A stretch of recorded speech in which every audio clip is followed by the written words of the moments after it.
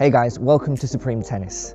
Today we're going to be looking at the serve, and I just want to share 4 tips with you that are going to improve this part of your game.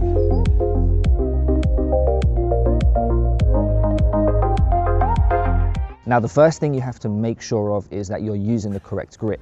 And I know that's obvious to a lot of you that you should be using the chopper grip, the continental grip, but many of you are still using a forehand grip. If you're using a forehand grip, you're doing yourself a massive disservice. You're not going to be able to pronate your wrist properly. You're not going to be able to vary with spins. So it really is essential that you are using the chopper grip, otherwise known as the continental grip. And to find that, what you're going to do is you're going to take your palm and you're going to use the base knuckle of your index finger here and the heel pad of your palm, and you're going to place those 2 points on bevel number 2.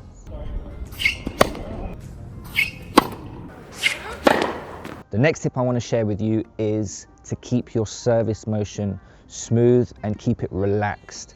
And you'll see the top players who have the best serves have a very fluid, a very relaxed service motion. And that's partly why they're able to generate so much power. It's partly why they're able to get so much acceleration.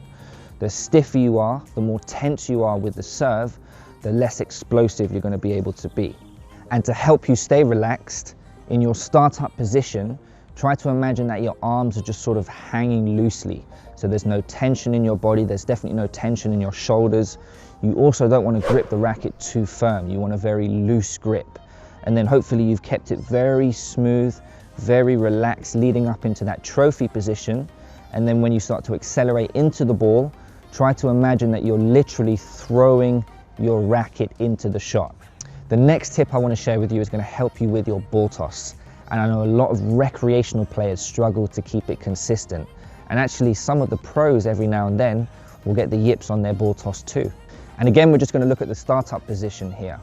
And my racket and ball in this position sits slightly to the right of me. If I use a clock as a point of reference, my ball and racket wants to sit in a sort of 1 o'clock slot.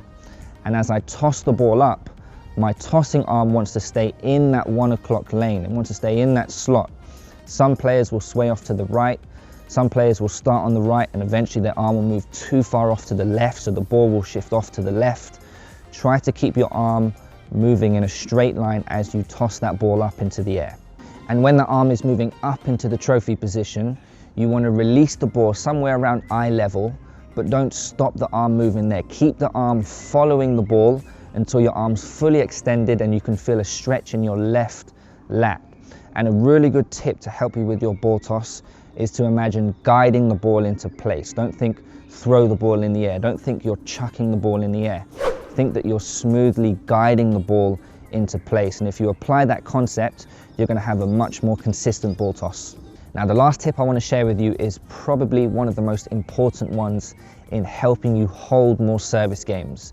And that is to mix up your serve. That is to add variation and keep your opponent guessing.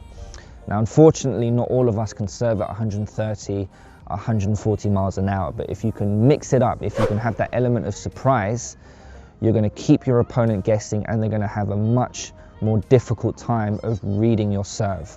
And by varying the serve, I mean not just using the flat serve.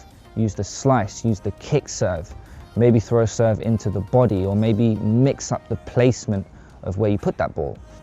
And all these things are going to give the returner a much more difficult, a much more challenging time of reading your serve, and you're going to have much more success at holding service games that way. So that was just 4 tips I wanted to share with you on the serve. Don't forget to like and subscribe, and if you have any questions, feel free to comment below and we will get back to you. Anyway guys, as always, thanks for watching and I'll see you in the next video.